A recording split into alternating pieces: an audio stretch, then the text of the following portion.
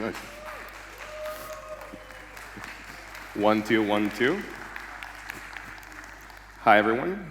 I don't know if I should move it inside of this rectangle. Hi, everyone. Welcome to Belgrade. So you have the unfortune that I'm going to be your MC for the first talk, and I'm going to welcome you to Belgrade. Why say an unfortune? This presentation was originally held only once. I'm an engineer by trade, and most presentations I do are purely technical. This one isn't at all about Web3. This one isn't at all about tech. This one was held during the peak NFT cycle at a conference I didn't like too much. And my whole point was to either make the conference extremely depressing or extremely motivating, and then after the talk, please in the hall tell me which one you felt afterwards. So quickly, hi, my name is Bogdan. I'm one of the co-founders and CTO at Tenderly. And let's first start with a little exercise so we all wake up. Pick a person next to you, and you have 30 seconds to pitch NFTs to them. Go.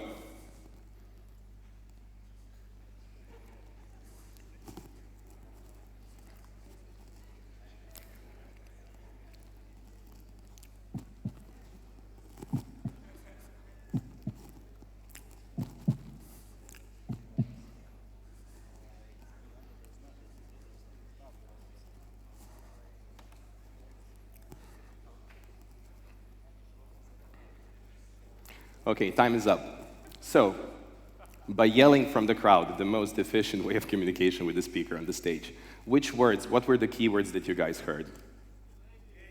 Apes, then? Llamas. Okay, next one. Expensive, maybe one more? Ownership. So, same exercise, and this is the last time in this presentation you're actually going to have to do something other than cope with my humor, is basically you have 30 seconds to explain a revolution to the person next to you. Go.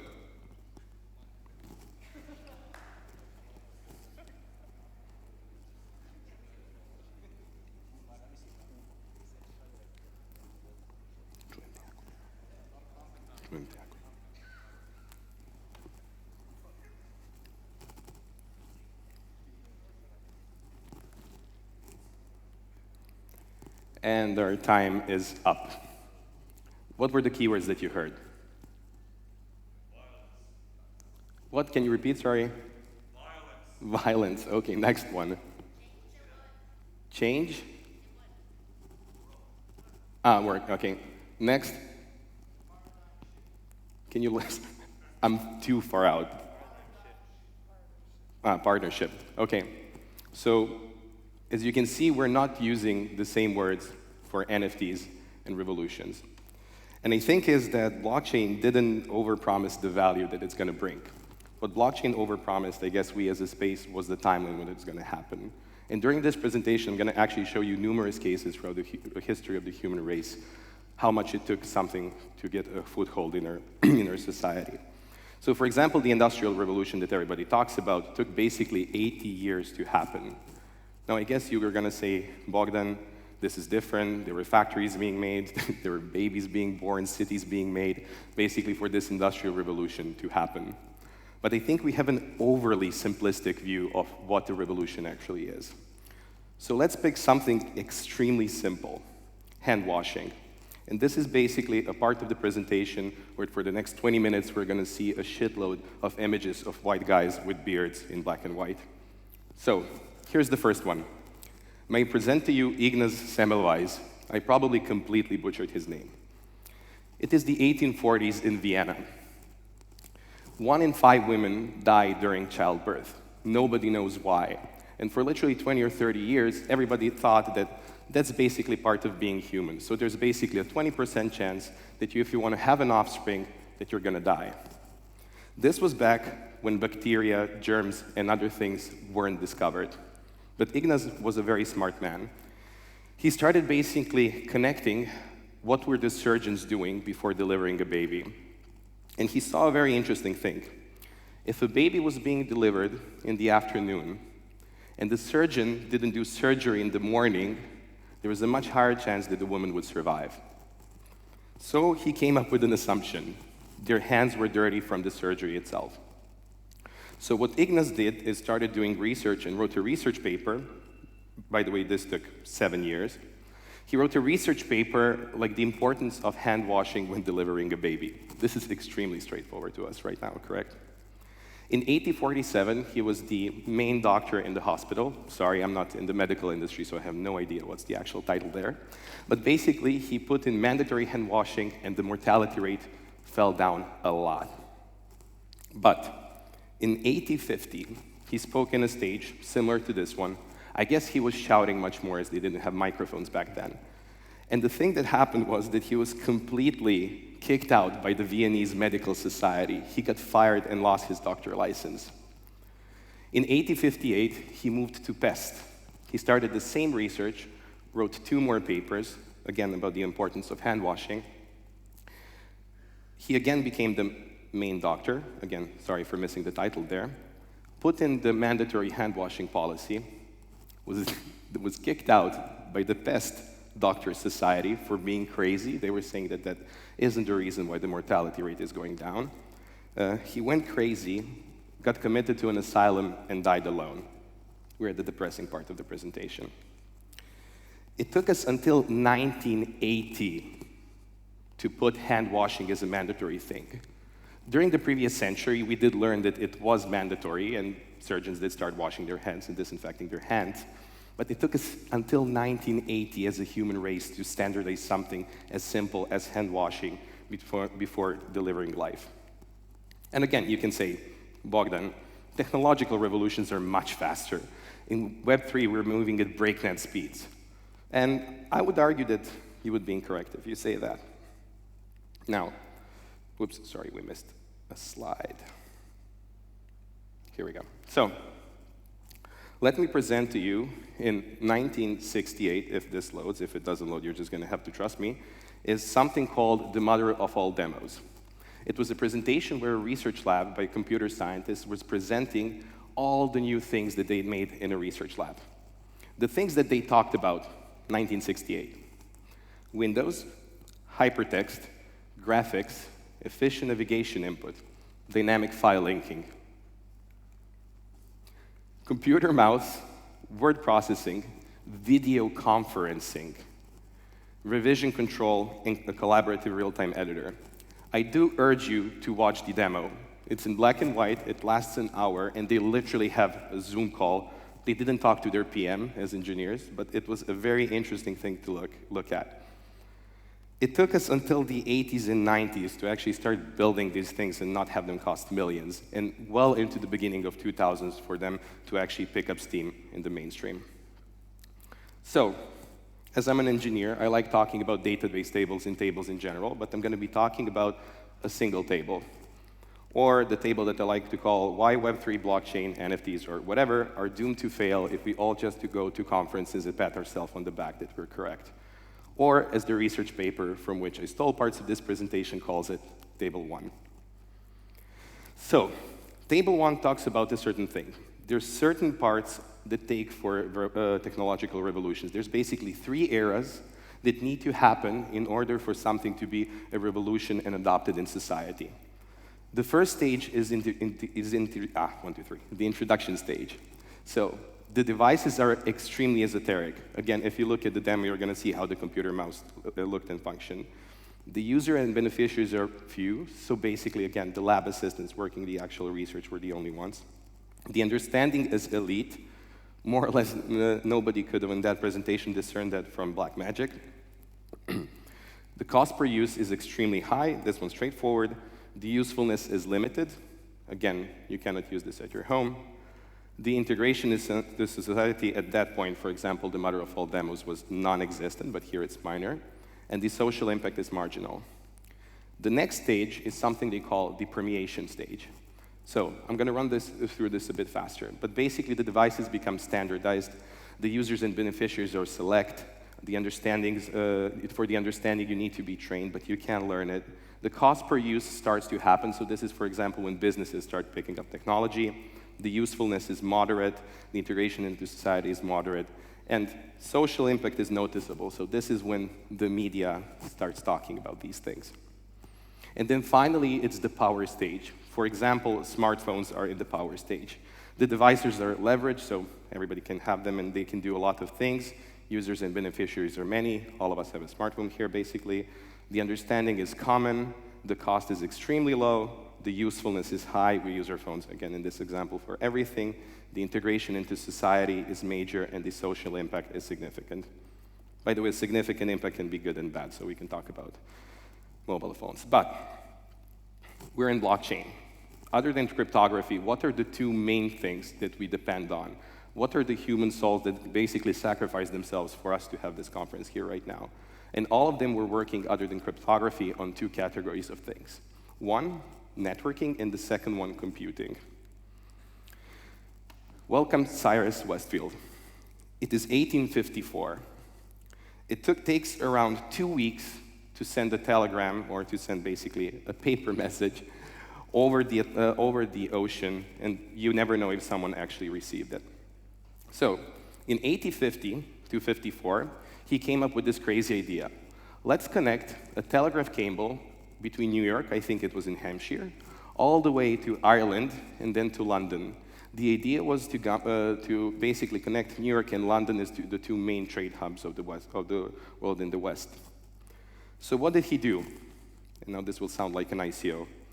He found a group of investors who wanted to put money in, saying the shares will go up, saying that they will yield profits from this protocol of from the cable. And he also took some money from the US and UK government.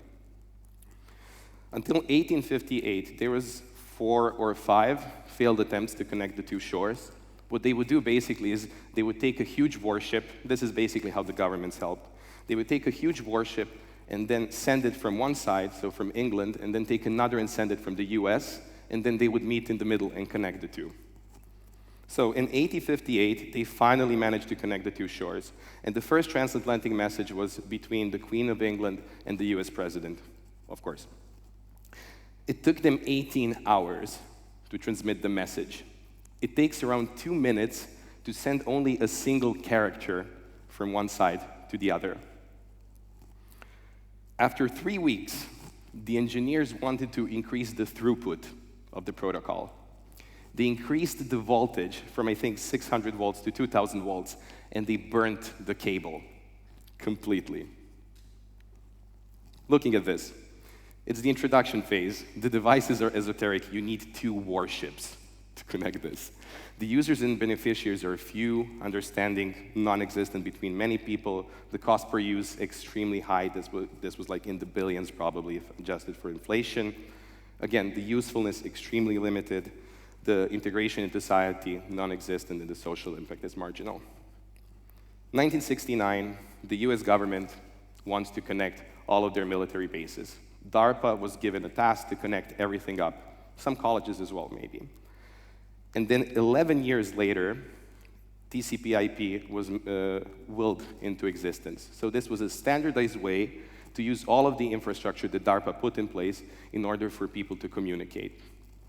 This was a way for colleges and military bases to communicate with one another. Again, permeation phase.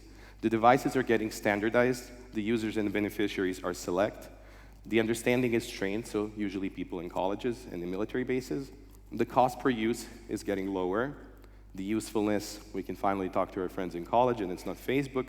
The integration into society is moderate, and then finally the social impact is becoming noticeable. And then in 1991, Tim Berners-Lee and CERN invents the internet that we're all using today, that the Web3 is running on top of as well. And again, the last one in each of these categories I talk about, we're basically living in that. If we go to the table, we're going to see that it's the power stage, the devices are leveraged, so everybody has them, everybody uses the internet, yada, yada, yada. Quite straightforward. Going to next one, which is computing. Herman Hollerith, our next bearded white guy in black and white. It is 1890. The US is doing a census. So for people who may not know, a census is basically when you want to generate an Excel spreadsheet of your whole country, only much slower. So in 1890, the US census took 8 years to process. And they basically forecasted that with the population growing, for the next one, it would take them 12 years. And as they're doing the censuses every 10 years, they basically wouldn't process all of the data in time. So Herman came up with this great idea to create punch cards. The idea was, if I'm between the age of 10 and 20, they punch one hole. If I'm between the age of 20 and 30, they punch another hole. If my height is between 150 and 160 centimeters, they punch one hole, etc. It took them 6 years to process all of the data afterwards, but you could start answering queries. How many people between the age of 10 and 20 are over the height of 160? You would take the punch card, put it on a conveyor belt, and you had this machine that would basically try to close the circuit. If the circuit fully closes, it would be sorted to one pile, and if it doesn't, it would be sorted to another pile. And then you would manually count the punch cards in the correct basket and answer your query. This was IBM, by the way. IBM was founded in 1890. It was called differently at first. I can't remember the correct name. But in 1904, they went through a rebranding exercise and did IBM. This looks much more hip, right? Again, introduction phase, devices, extremely esoteric, so punch cards, conveyor belts, humans. Users, beneficiaries are a few. The knowledge is elite, nobody has it. The cost per use, extremely high, so the only person who could afford this is the US government at that point. The usefulness is extremely limited. The integration into society minor, and the social impact was marginal completely. Fast forward to 1950s, 60 years later. The same company, the same rebranded hip company, starts working on mainframes. They managed to squeeze the computer in only 2 rooms, just 2 rooms. It was costing only a few $1 million. So businesses basically started buying these things to do, I don't know, financial work, to think about trading, to start modeling some maybe complex mathematical models, etc. By the way, this commercial slaps. Like, I would buy this if I had the money and the room space in my house. But basically, again, if we go to our magnificent table, it's the permeation stage. So devices are becoming standardized. So finally, we know what is a business computer. We still don't know what's a PC at that point. Nobody's going to use PCs. Why would you use up 2 rooms in your house to have a personal computer? Users and beneficiaries are few. Government, companies, military, etc. As you can see, there's a pattern here. The understanding is trained. So if you went to work, you would learn how to use a computer, how to use tapes, how to use all of these things, to write programs, to use smaller punch cards, because the census ones are yay big, and like these ones were extremely fit. They could fit in your pocket. The cost per use is medium, although extremely high, again, for mainstream. The usefulness, completely moderate. Again, businesses were the only one benefiting. The integration into society, again, if you worked in a very expensive office, instead of a ping pong table now, you would have a mainframe then. And finally, the social impact becomes noticeable. And then, 1977, we know about this one, the Apple II. Steve Jobs goes out on stage, does this much better than I, and says, hey guys, this is a thing that you can buy on your own. You can finally do spreadsheets at your home. And everybody thought it was crazy, but we can see now everybody here has a laptop. And again, it reached mainstream. So, our magnificent table. It's the power stage. Everybody has it. The users are many. Knowledge is common. Cost per use is low, etc. So, by looking at this table, I give you 30 seconds to pitch NFTs or blockchain to the person next to you. Go.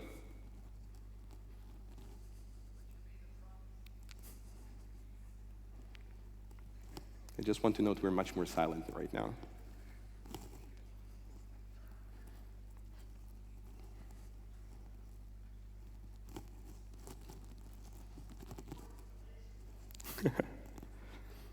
"30 seconds are up. Which words did we use? Apes. Yes. Come on, more. We're much more silent. Again, I said this might get depressing. But what am I trying to achieve here? We're so far from making this work. There's so many things that we can fuck up. There's so much work that needs to be done. There's so much innovation that needs to happen. There's so many things that we need to build. And you're probably thinking right now, Bogdan, why are you killing my wife? Like, I don't want to be depressed. I came here to learn about zero-knowledge proofs. I came here to learn about Solidity, to talk about DeFi. I came here to talk about app chains, L3, scalability, data availability, all of these terms. Why are you doing this? And I'm not trying to take that away from you. I basically want you to go away with 3 points here. The first one is, stop yelling that it's already here. It's so much more fucking fun to be a part of a revolution and to do this on your own than to reap the benefits of someone else's revolution. Also, let's stop calling it a revolution. Until many years from now, we move forward, look back, and say, hey, we were actually successful. This can be only a fever dream experiment that we talk to about our grandkids. And finally, the third thing is, hi everyone, my name is Bogdan. Welcome to our home. I hope you're going to feel like you're at home as well. And finally, let's build Web3 in such a way that we can call it a revolution. Thank you so much and enjoy the conference.